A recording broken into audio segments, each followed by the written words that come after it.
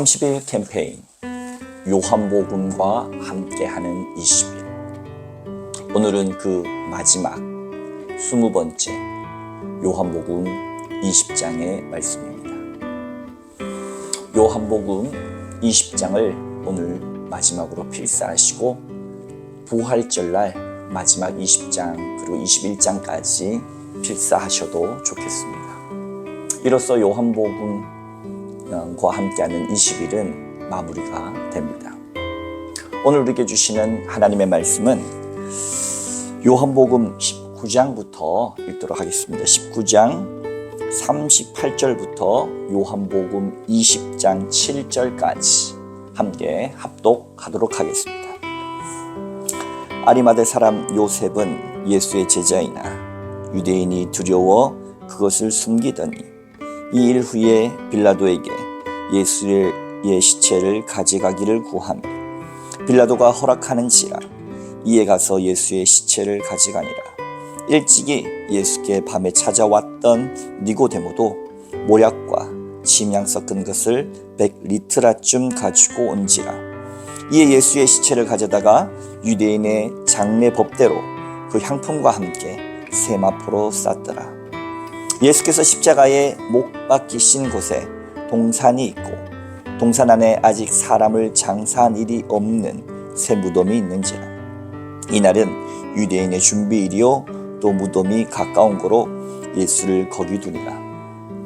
안식 후 첫날 일찍이 아직 어두울 때에 막달라 마리아가 무덤에 와서 돌이 무덤에서 옮겨진 것을 보고 시몬 베드로와 예수께서 사랑하시던 그 다른 제자에게 달려가서 말하되 사람들이 주님을 무덤에서 가져다가 어디 두었는지 우리가 알지 못하겠나이다 하니 베드로와 그 다른 제자가 나가서 무덤으로 갈새 둘이 같이 다름질하더니 그 다른 제자가 베드로보다 더 빨리 달려가서 먼저 무덤에 이르러 구부려 세마포 놓인 것을 보았으나 들어가지는 아니하였더니 시몬 베드로는 따라와서 무덤에 들어가 보니 세마포가 놓였고 또 머리를 쌌던 수건은 세마포와 함께 놓이지 않고 딴 곳에 쌌던 대로 놓여 있더라.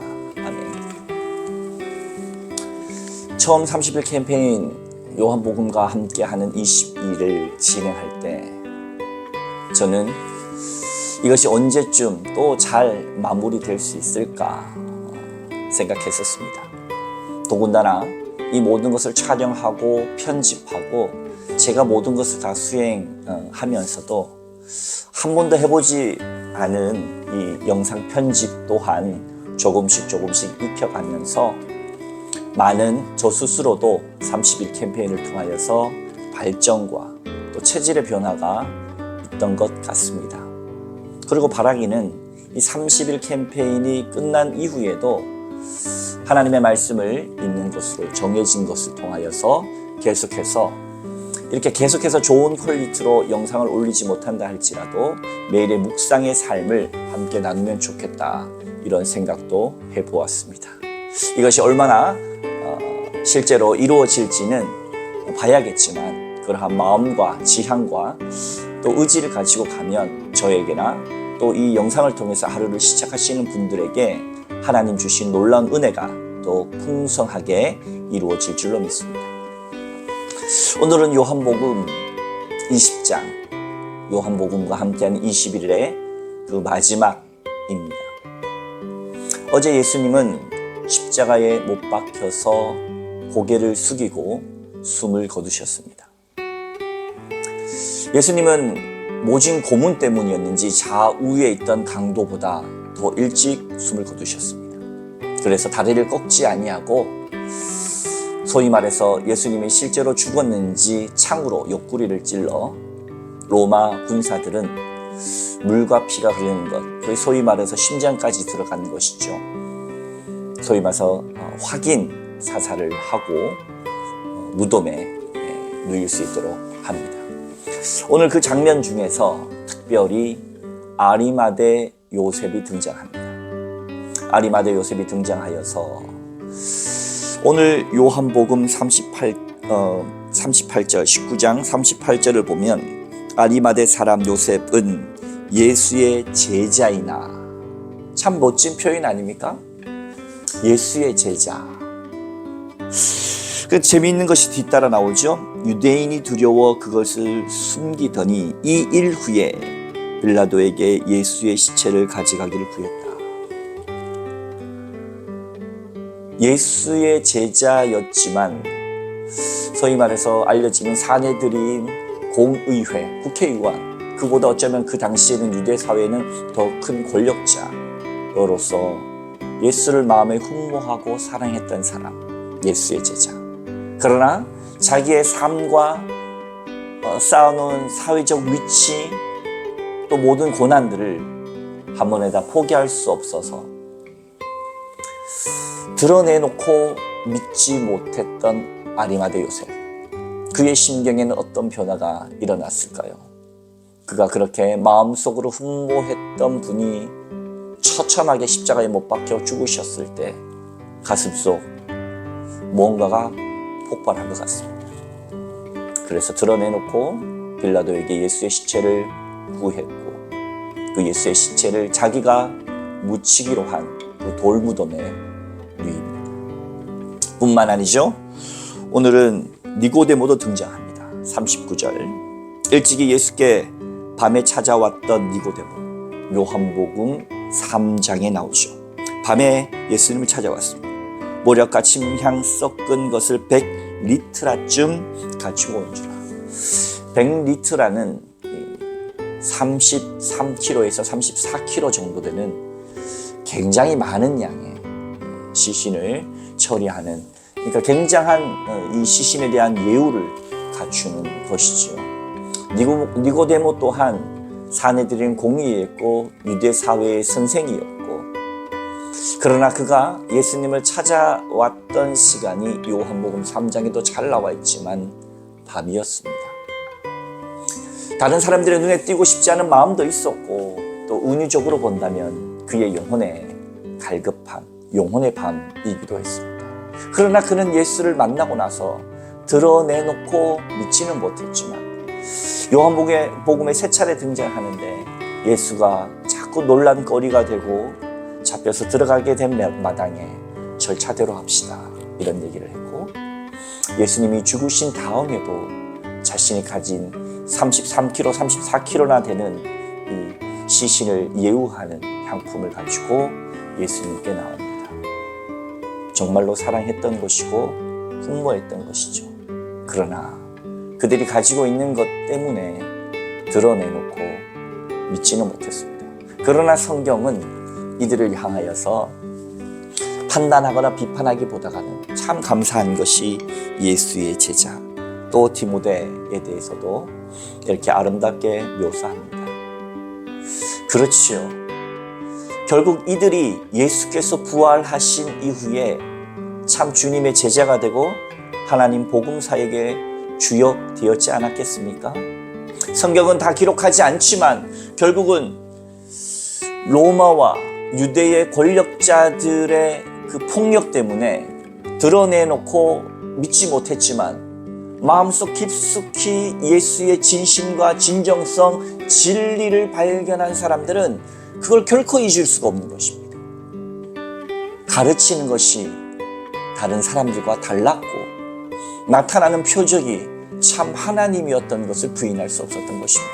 그건 영혼의 떨림과 같은 것이고 온 영혼을 통하여서 믿지 않을 수 없었던 것입니다. 그러나 생존 본능과의 그 싸움에서 잠시 숨겨져 있었던 것이죠. 그들은 고백하고 이제 드러냅니다. 사랑하는 성도 여러분, 그리고 20여일의 여정과 모든 여정을 함께한 시청자 여러분, 예수 그리스도의 복음, 그것을 한마디로 한다면 십자가 사랑 아니겠습니까? 사랑하시되 끝까지 사랑하신 것이지요. 우리는 세상에서 수많은 상처와 아픔과 변절과 이별을 경험합니다. 거부를 당합니다.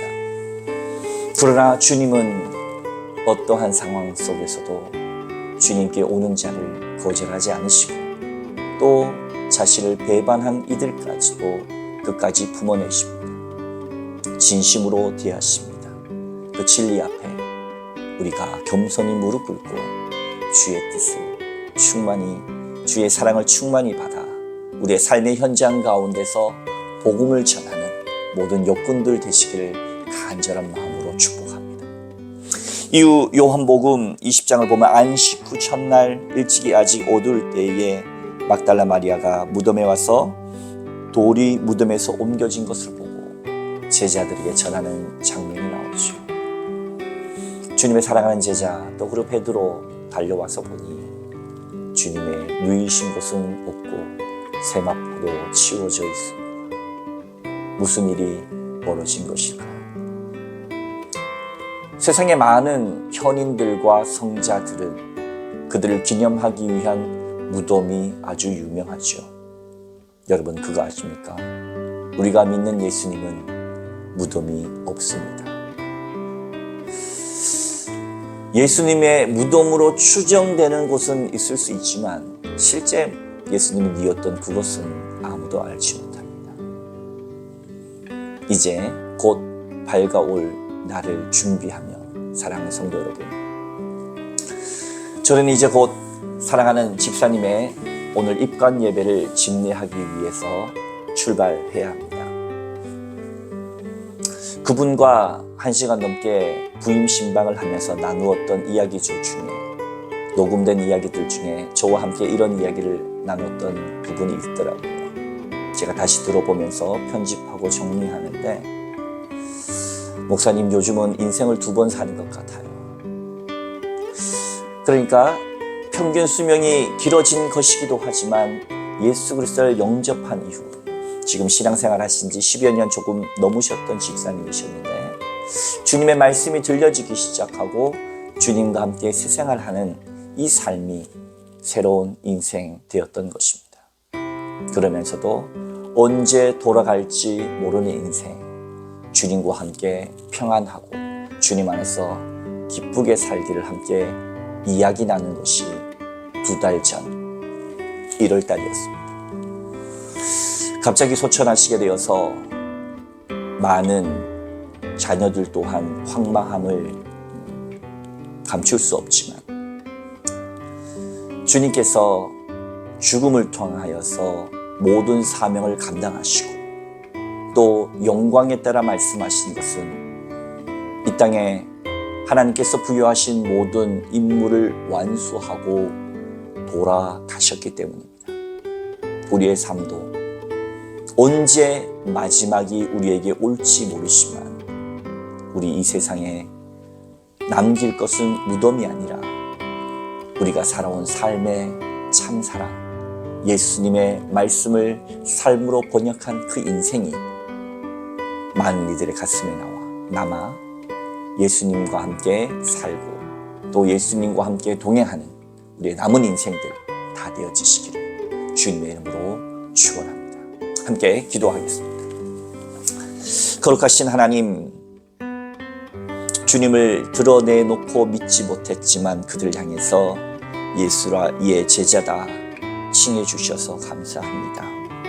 우리의 연약함을 아시는 주님은 우리를 판단하거나 비판하기보다는 그러한 사람들도 언젠가는 진심과 다 진리와 다 그의 심령 가운데 듀나미스 권능받아 폭발하여 주의 참 사자되는 것을 주님은 아셨기에 끊임없이 그들을 품어가셨고 끝까지 사랑하시며 진심으로 대해주셨습니다.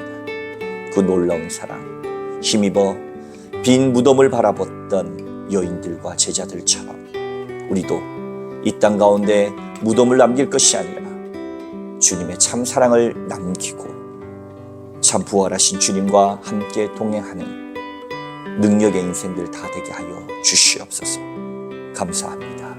우리와 함께 하실 주님을 찬양하며 인도하시는 예수 그리스도의 이름으로 간절히 기도하옵나이다.